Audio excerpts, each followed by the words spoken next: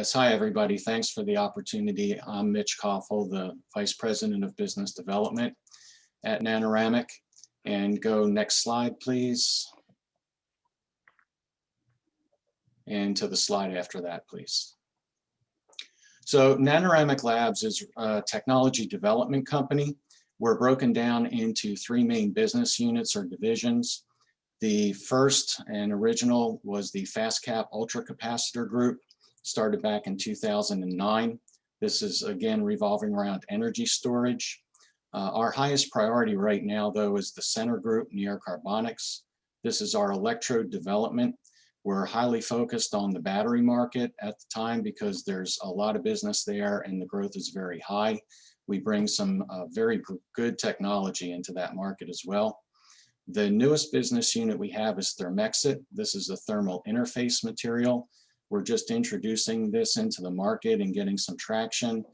We've also got a group that's considering a spin-off that would be a Series A financing for this. But the three different divisions give us the ability to generate revenue, income, and profit in three different areas. Next slide, please. So where we're currently at right now is the business model overall is licensing and outsourcing. We're not a high volume, high production manufacturing company. This keeps our cash needs relatively low and our profits high. We're on a Series E $60 million raise right now. What we found out from the battery market is that we need to expand our facilities, our R&D equipment, our pilot production equipment, and the personnel to do all that. So you can see that one of the reasons, the main reason we have the focus on neocarbonics is the growth rate. We've got a potential impact of multi-billions of dollars in neocarbonics.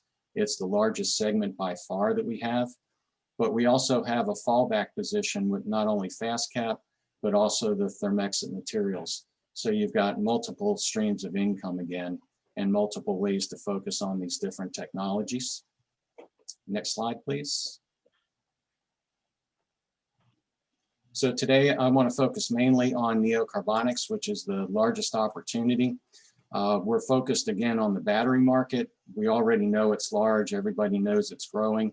The technology that we've developed provides great performance advantages. In addition to the performance advantage, many of the customers and potential customers have really looked hard at the cost reductions that we're able to bring to the table as well. Next slide, please. So some of the benefits, I'm not going to touch on all of these because of time, but when you look at things like energy density, you're talking about more miles per charge on an electric vehicle, or providing a smaller, lighter weight battery for the same number of miles that you get per charge. So this is key for the industry and for adoption. When you talk about the lower impedance on the bottom row, this relates back to faster charging times. And not only do we bring faster charging times, but we bring lower heat generation and higher safety during those fast charges. And then on the cycle life side, you're talking about having the battery and the electric vehicle in the marketplace for a much longer period of time. Something that we didn't list on this slide that we're still investigating, our technology looks like it will be easier to recycle than many of the standard lithium-ion battery electrodes on the market right now. Next slide, please. So we've already penetrated some in the electric vehicle and power tool market. We've got these other markets that we're still pursuing. And again, due to lack of time, we won't get in depth into any of those. If you could go to the next slide, please. So the way we do all this is we've eliminated the standard binder in a battery in the cathode and anode electrodes, this PVDF. All it is glue. It's not part of the performance. We've replaced that with a 3D nanocarbon mesh that we call neocarbonics. Again, better performance, better thermal, better electrical properties. If you go to the next slide. And basically just want to touch on the fact that we're chemistry agnostic. You've heard about high nickel, low nickel, no cobalt, lithium ion batteries. Everything we've looked at in the lab so far, we've been able to improve, and this includes solid state technology. Second warning. Last slide for me. And this is just a timeline from the company. Again, we started back in 2009, original funding from government agencies.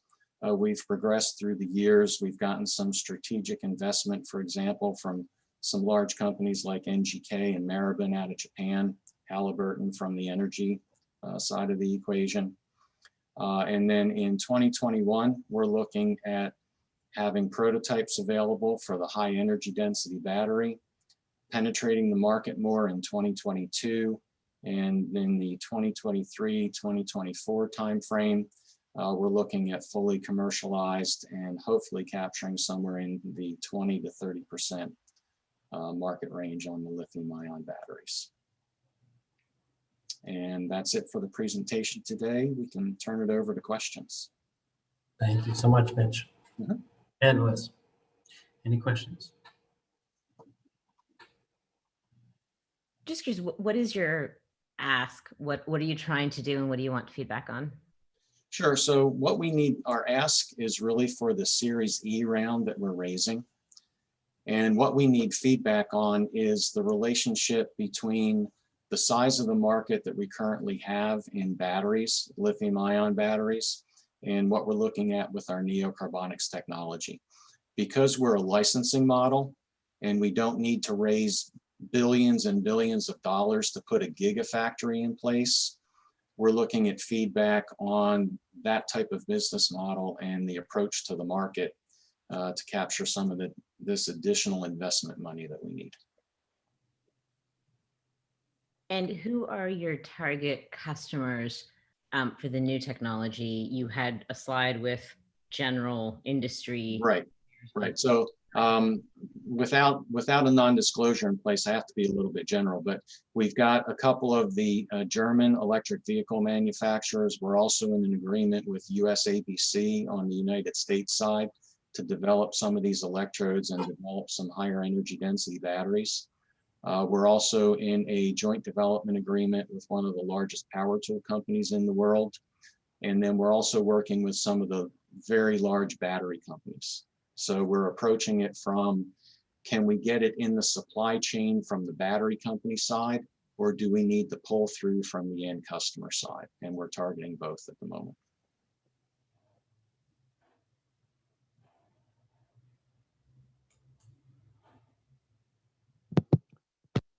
I mean, if your question is, receptivity from the, investment community, I think it's all going to, and you've raised a bunch of money already, it sounds like, but I think it's all going to be in the details of those contracts that you just described.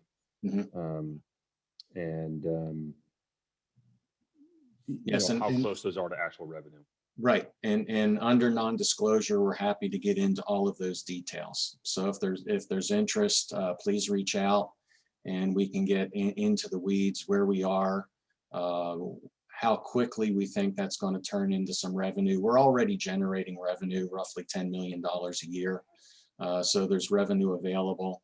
And then we're also interested in talking about that Thermexit division, Thermexit technology, and looking at spinning that off as a Series A, because it's great technology, but it's not part of our core energy development, energy storage focus.